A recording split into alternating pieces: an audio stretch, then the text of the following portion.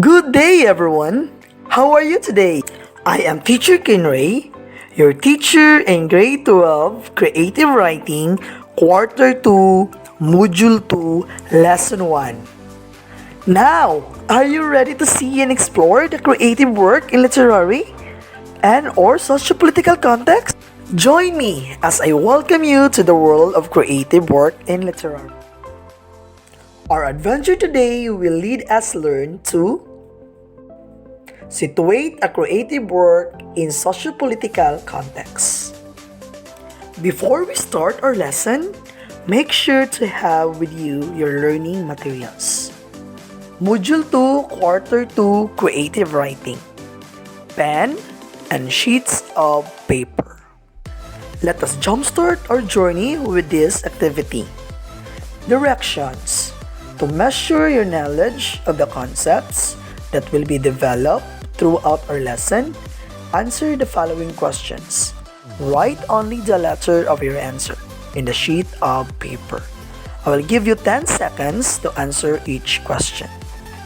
Number 1. Which critical approach is multidisciplinary as it includes the perspectives of humanistic disciplines such as literature, art, and social and behavior sciences? A. Cultural. B. Neo-historical. C. Marxist. D. Feminist.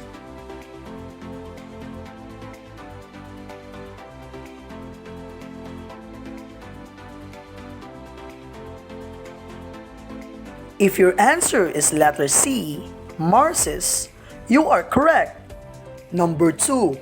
Which approach uses to what extent are the lives of the characters influenced or determined by the social, political, and economic forces as one of its guide questions in interpreting a work of literature? A. Feminist. B. Marxist. C. New Historical. D. Cultural.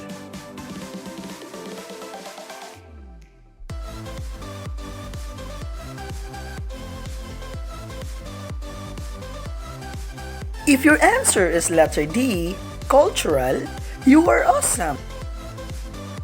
Number 3. What non-literary evidence can be used to establish the historicity of the story written centuries ago? A. Periodicals. B. Websites. C. Blogs. D. Social media.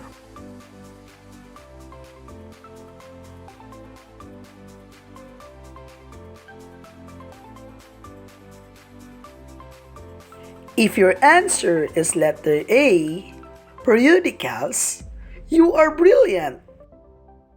Number 4. What word is similar to the meaning of milieu in the study of literature? A. Context. B. Plot. C. Conflict. D. Theme.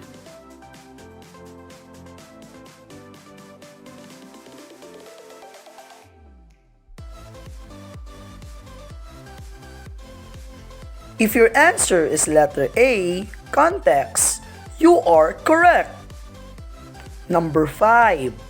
Literary pieces is being compared to what critical approach? A. Maps. B. Books. C. Lenses. D. Imagination.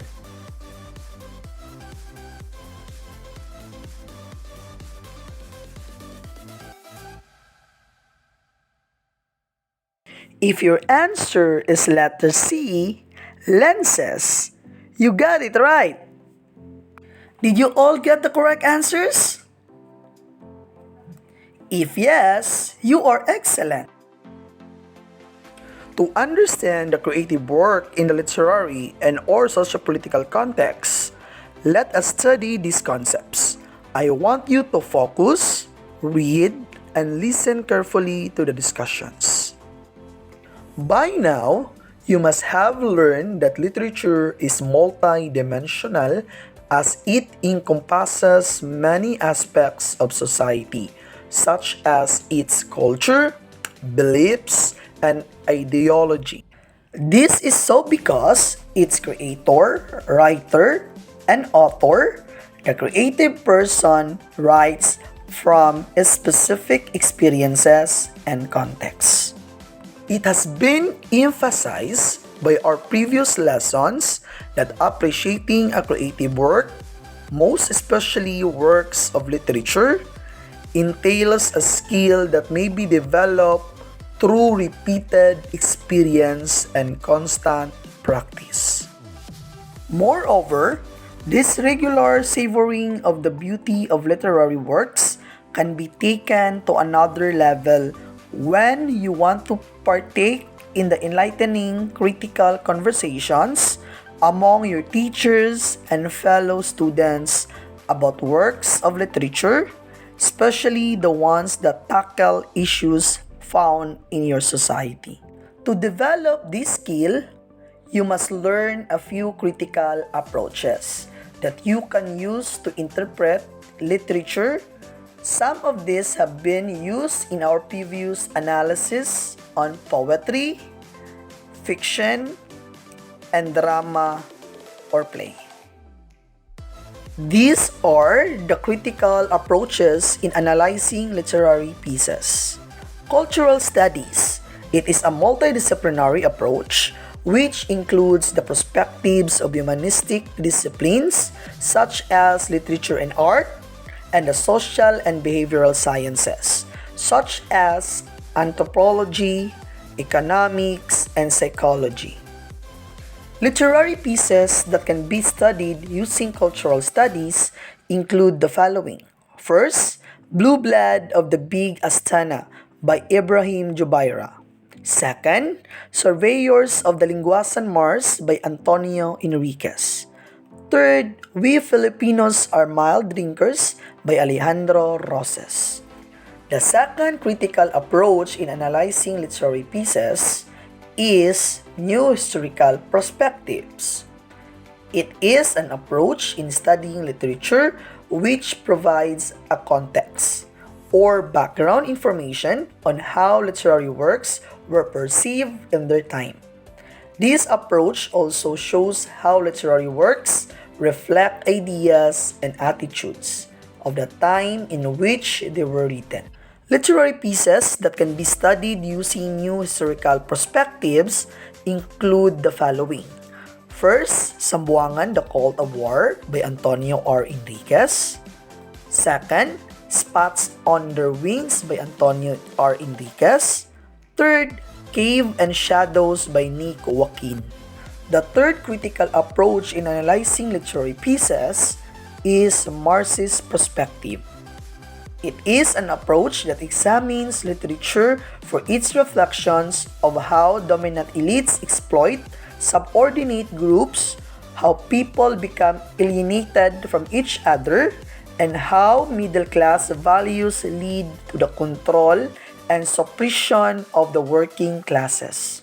Literary pieces that can be studied using Marxist perspective include the following. First, Progress by F. Shonel Jose. Second, Dolly by Mashaweta Devi. Third, Poor Folk by Ivy Malari. The fourth critical approach in analyzing literary pieces is feminist perspective. It is an approach that typically sees literature as an arena in which to the contest for power and control, and thus an agent for social transformation. Like historicism and Marxism, this approach also examines the social, economic, and cultural aspects of literary works, especially for what those works reveal about the role, position, and influence of women. Literary pieces that can be studied using feminist perspective include the following. First, The Wedding Dance by Amador Daggio. Second, The Virgin by Kirima Tovera. Third, I'm Wife by Emily Dickinson. Now, let us test your knowledge on what you have learned. Let's have the matching literary approaches. Directions. Match the descriptions in B with the literary critical approaches in A. Write only the letter of your answer on a sheet of paper. I will give you 30 seconds to answer.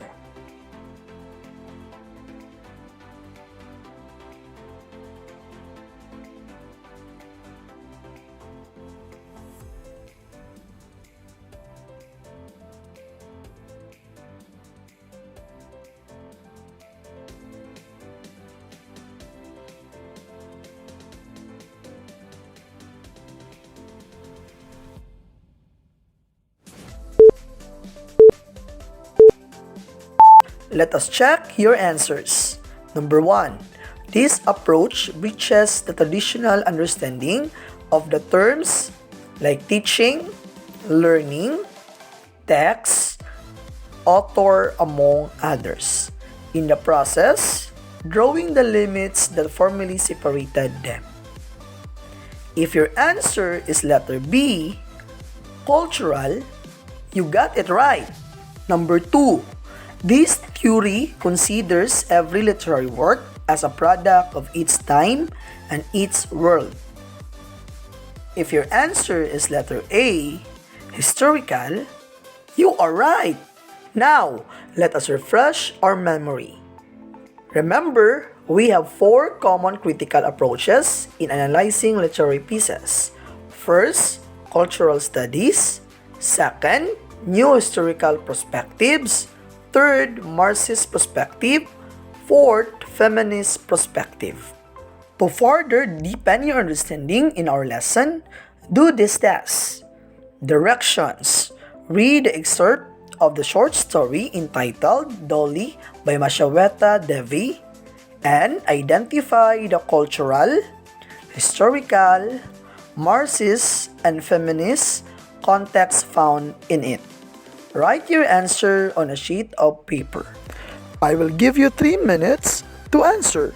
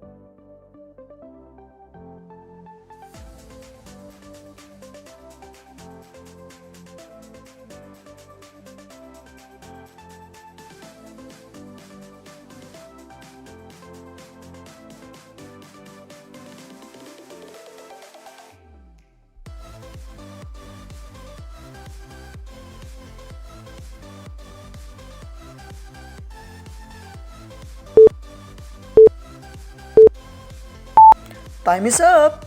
Are you done?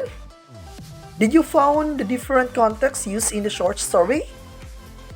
If yes, then you are on the right track. Let us take a look on some of the contexts used in the short story. For cultural, we have arranged marriage. For historical, inequality in society. For feminism, we have view of women as object. For Marxism, we have lender-borrower, rich-poor relationship between Dolly's father and the Miss Russ. Great! You have done the task. Now, to have more understanding of our lesson, kindly do the next activity. For the next activity, you will read another literary piece, but before proceeding to the reading selection, let us first define some words that are used. Unlocking of difficulties. Volley, firing of weapons. Armada, fleet of ships. Musketeers, infantrymen armed with a musket which is a long-barreled gun. Lancers, soldiers using lances which are long weapons with metal points. Artillery, powerful guns. Stronghold, place that is fortified and easily defended. Dashes, wild and unsettled land. Thickets, a dense of tangled growth of small trees. Meticulously, extremely careful and precise. Hidden, offensive term for those who don't believe in God. Remember the words identified and its definition for you to understand the selection easily. Let's have the activity. Directions. Read the excerpt of the short story, Unseen War by Antonio Enriquez. Identify the cultural, historical, Marxist, and feminist contexts found in it. Write your answer on a sheet of paper. I will give you 3 minutes to do the test.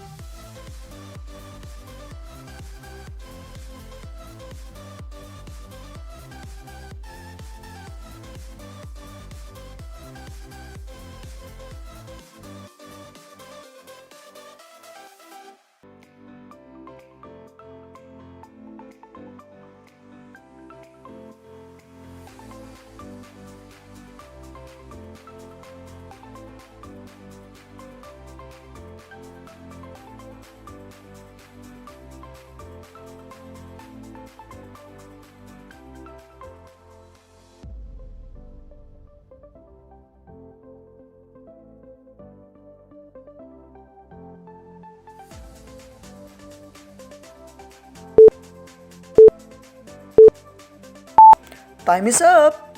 Are you done? Did you found the different contexts used in the short story? If yes, then you are on the right track. Let us take a look on some of the contexts used in the short story. For cultural, negative viewer of non-Muslims on Muslims.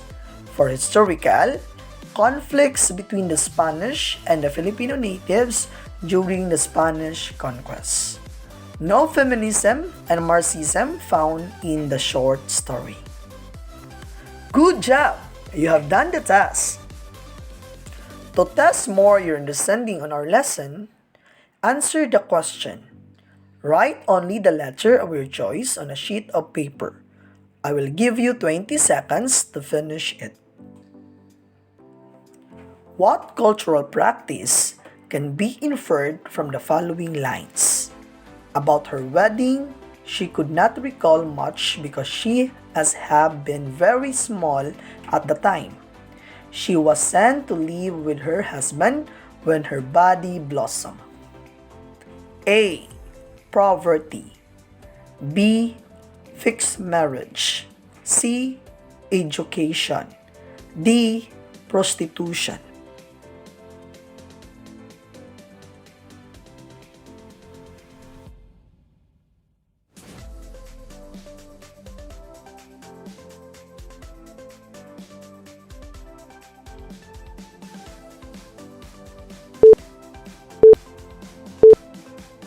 If your answer is letter B, fixed marriage, you are correct. Do you now fully understand our lesson? If yes, great! Remember, for deeper understanding on literary pieces, you must learn a few critical approaches that you can use to interpret and analyze literature, namely cultural studies, new historical perspectives, Marxist perspective, and feminist perspective. These approaches or contexts are essential to fully understand and deeply appreciate the creativity of the literary piece you are reading. That's it for our creative writing lesson journey. This is your teacher Kinray, and see you in the next lessons. Goodbye and God bless!